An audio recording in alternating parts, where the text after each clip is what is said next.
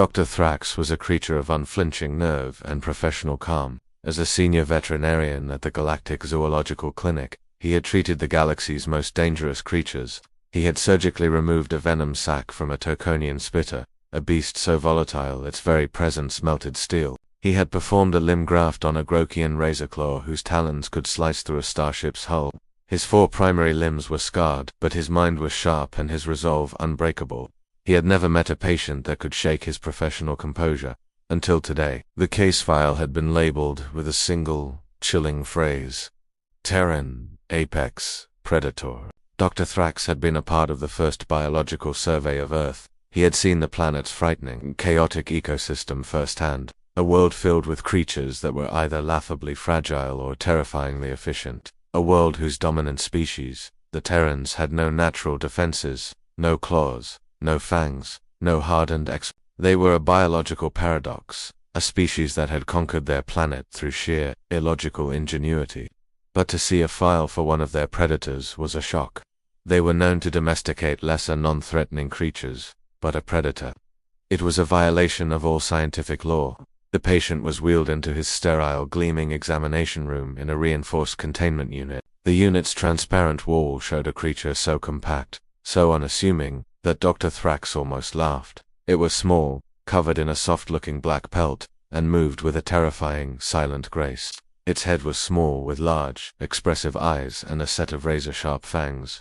Its paws, though appearing soft, were equipped with retractable claws that Dr. Thrax knew, from the file, could tear a limb from a lesser creature in a single, fluid motion. This was a biological killing machine, a perfect hunter. Then, the creature's handler entered the room. Her name was Lena, and she was a Terran. She was smiling, a wide, easy expression that seemed entirely out of place in the sterile, tension-filled room. "Hi, Dr. Thrax," she said, her voice a pleasant melodic sound. "Thank you so much for seeing us. I know he can be a handful sometimes." Dr. Thrax's 6 primary eyes went wide with confusion. "Handful? This is a bioweapon. The file said it's a predator, a dangerous one. Why are you so close to it?" Lena giggled, a strange, high-pitched sound. "Oh, he's not a bioweapon. He's just my little buddy. His name is Mittens." She approached the containment unit, and to Dr. Thrax's utter horror, she unlocked the reinforced door. "Wait!" Dr. Thrax shrieked, his 4 primary limbs tensing. "Do not open the containment. The creature is an apex predator. It could tear you to shreds." Lena simply smiled. "Oh no, he's a good boy. Aren't you, Mittens?" She reached inside the containment unit, and the black feline, with a languid, unbothered motion, simply rubbed its head against her extended hand. Lena scooped the creature up in her arms, as if it were a simple pet. It curled up against her chest, a low, rumbling sound emanating from its throat. Dr. Thrax's medical systems screamed in silent protest. A predator of this magnitude would be a danger to every living being in the clinic, and this Terran was holding it like a child. He stared at the creature, so compact and so utterly lethal, held in the arms of a human. The entire situation was a contradiction, a violation of everything he knew. The low, rumbling sound coming from the Terran apex predator was a constant source of unnerving tension for Dr. Thrax's medical scanners, designed to interpret the complex biological signatures of thousands of species, were completely baffled. The low-frequency vibrations emanating from the creature's chest didn't match any known intimidation or territorial sound. It was simply there. "So, what seems to be the problem?" Dr. Thrax managed to ask, his voice a dry, strained rasp. He could not tear his 6 eyes away from the creature, which was now casually licking one of its paws, its barbed tongue a weapon in itself. Lena, the Terran handler, smiled and gently placed the creature on the examination table. "Well, Mittens has been a bit sluggish lately, and he threw up a big hairball this morning. I'd never seen one that big before, so I got a little worried.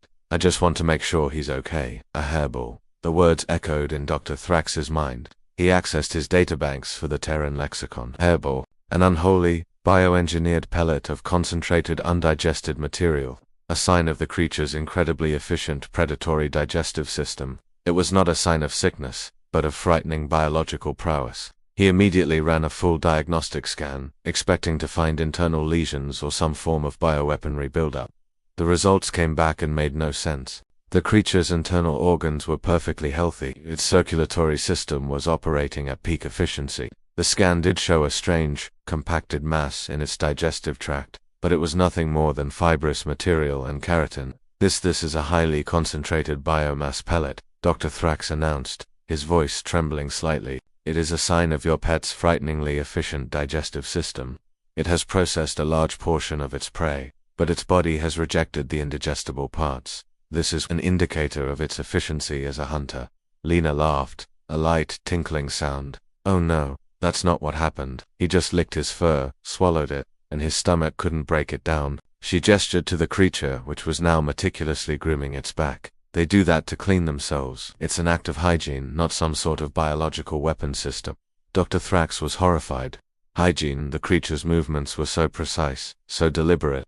Every stroke of its tongue was a methodical process of removing foreign materials and sharpening its already deadly tongue. To call it hygiene was like calling a Taconian's venom a saliva sample.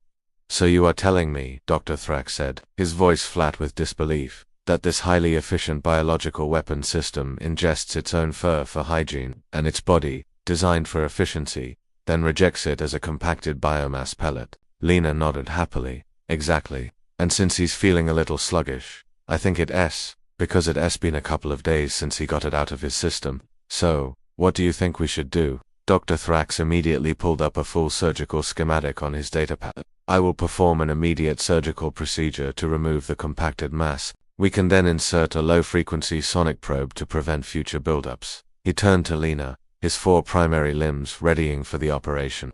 It is a dangerous procedure, but the only logical solution. Lena looked at the complex schematic and then back at the creature, which was now dozing on the table. She smiled. Oh, that's way too complicated. I'll just give him some fresh grass to eat. That usually does the trick.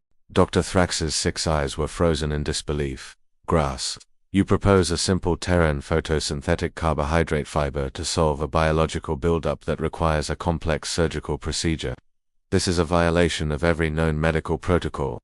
Lena simply smiled, a gesture that was now beginning to unnerve Dr. Thrax more than any predatory snarl. She reached into a small bag and pulled out a plastic container filled with vibrant, green Terran vegetation.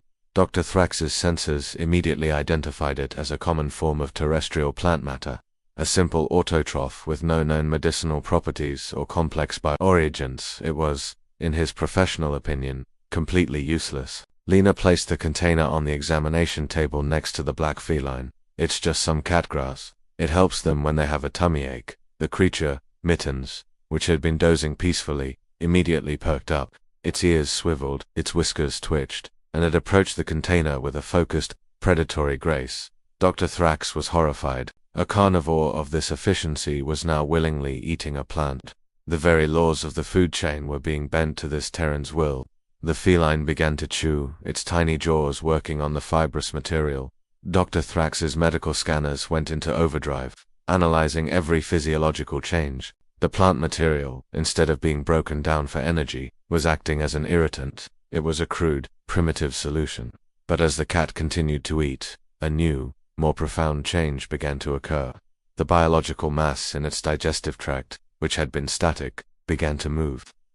The fibrous matter is stimulating peristalsis, Dr. Thrax stammered, his mind racing to make sense of the absurdity. It is using a physical irritant to expel the biological pellet. It's an utterly primitive, non-surgical solution.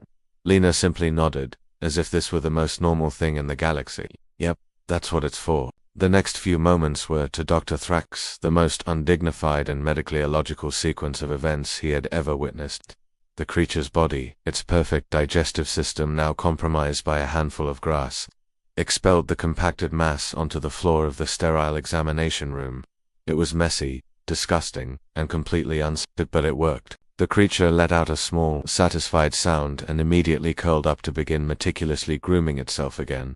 Dr. Thrax was speechless. He had spent his entire career mastering elegant, precise, and logical medical procedures. His solutions were complex, multi-layered, and effective, and this Terran had just solved a critical biofunction problem with a handful of grass. It was a complete and utter defeat of logic. Lena, seemingly unaware of the intellectual crisis she had just caused, picked up the creature and cradled it in her arms. The feline, now freed from its discomfort, began to perform a strange, rhythmic motion with its front paws, extending and retracting its razor-sharp claws into Lena's chest. Dr. Thrax's senses screamed in silent alarm.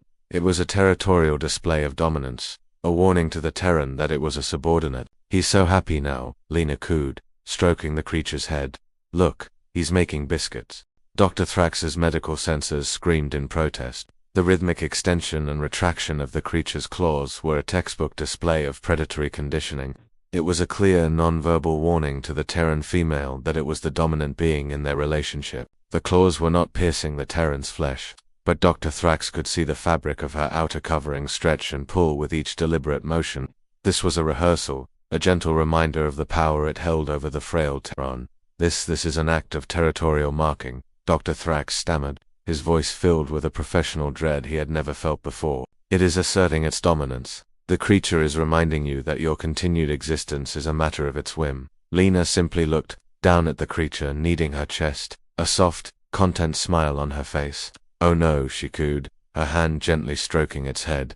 "He's just making biscuits. That means he's happy and comfortable. Biscuits." The word was an affront to Dr. Thrax's sensibilities. He immediately ran a neural scan on the creature's brain activity during this bizarre ritual.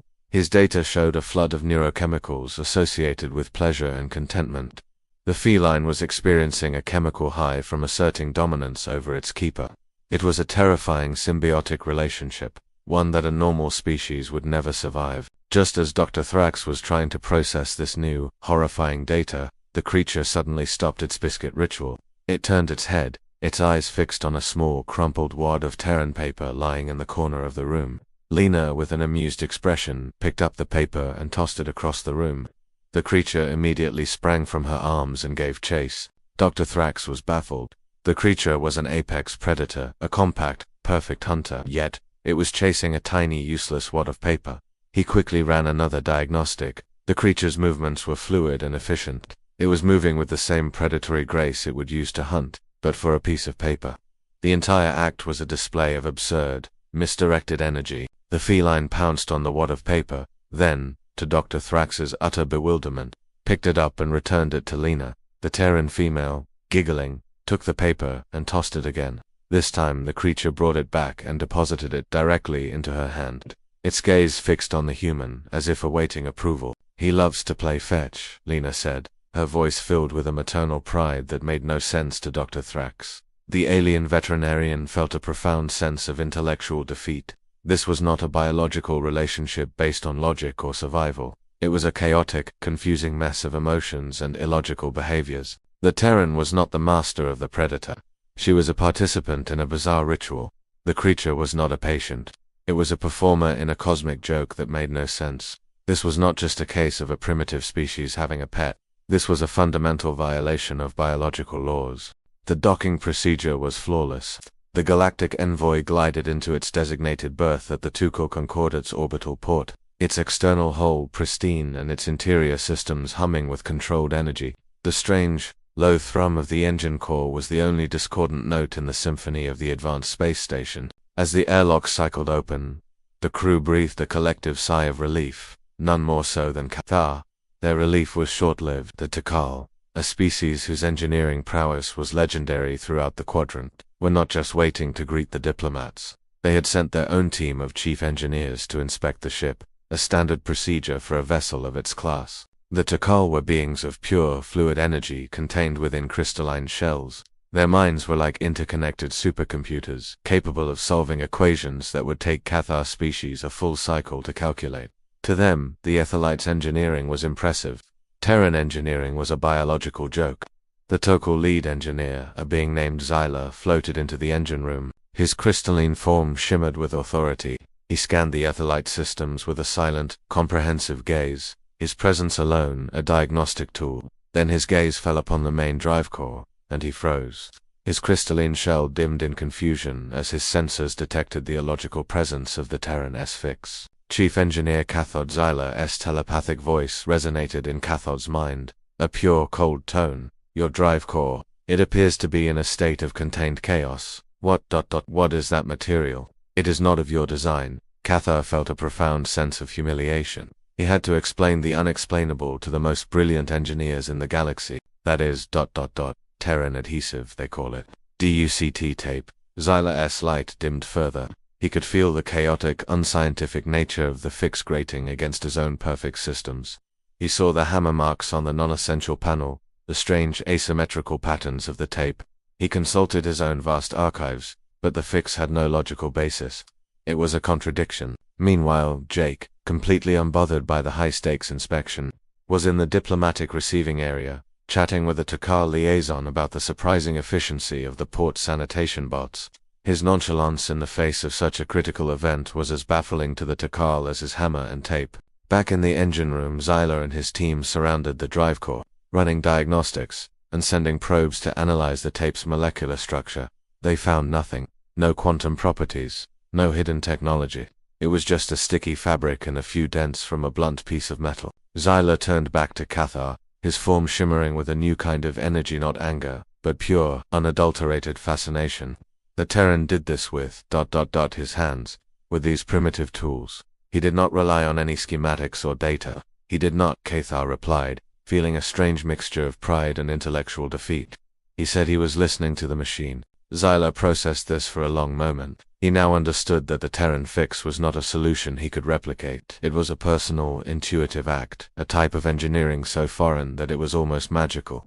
The Terrans were not logical beings. They were a species that had forged a symbiotic, almost spiritual bond with the very machines they created. Fascinating, Xyler's thought echoed. Tell the Terran his fix will suffice. We will proceed with the diplomatic proceedings.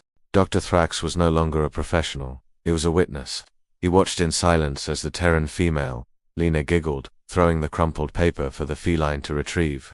The logical, ordered universe he had dedicated his life to was crumbling before his 6 eyes, replaced by a chaotic, illogical reality. The creature, a perfect hunter, was performing a task more suited to a juvenile, non-sentient life form. Finally, the feline mittens grew tired of the game. It leaped onto Lena's shoulder, settling down with a low, contented purr.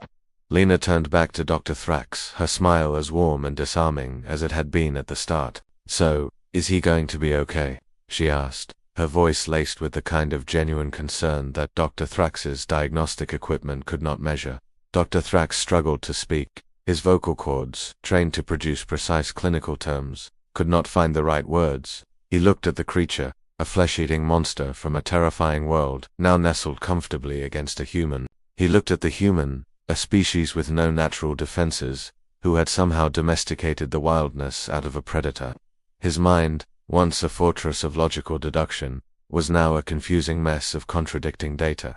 He accessed his medical files for a final time, but the search results came back as nonsensical. Feline ... patient ... diagnosis. The databank offered no logical conclusion. He had to invent a new one. The patient, Dr. Thrax began, his voice a strained whisper, is entirely healthy. He then took a long, shuddering breath. My professional opinion is that the creature is suffering from a severe case of happiness. It is in a state of deep neurological and physiological contentment, caused by its relationship with you. Lena giggled, a sound that Dr. Thrax now recognized as a Terran's way of expressing profound, illogical joy. See, I told you he was just fine, she said, stroking the feline's fur. I must give you a warning, Terran, Dr. Thrax said, his voice now taking on a grave, serious tone. The universe is governed by laws. Predators hunt, prey flees, but you're kind. You defy these laws. You have convinced a compact killing machine to live in your home, to eat your food, and to seek out your affection. This is an act of profound danger. You do not just tame these creatures. You break them and then reform them in your own illogical, confusing image. Lena's smile remained, but her eyes, for a moment, held a knowing, quiet understanding. That's just what it means to be a pet owner. Dr. Thrax, as Lena paid for her consultation and carried the creature out of the examination room. Dr. Thrax watched them go. The final image of the flesh-eating monster was of its tail flicking lazily from side to side, a silent, rhythmic motion that his sensors registered as a sign of deep contentment. He was left alone in his sterile, perfect clinic. He looked at his surgical tools, his diagnostic probes, and his flawless databanks. None of them could explain what he had just witnessed. He had spent his entire career understanding the ferocity of the galaxy's monsters, but a Terran had shown him something far more baffling. The terrifying, chaotic, and utterly illogical power of a creature called a housecat. And in that moment, Dr. Thrax knew that the Terrans were not a species to be pitied for their fragility. They were a force of nature to be feared for their profound, illogical, and loving chaos.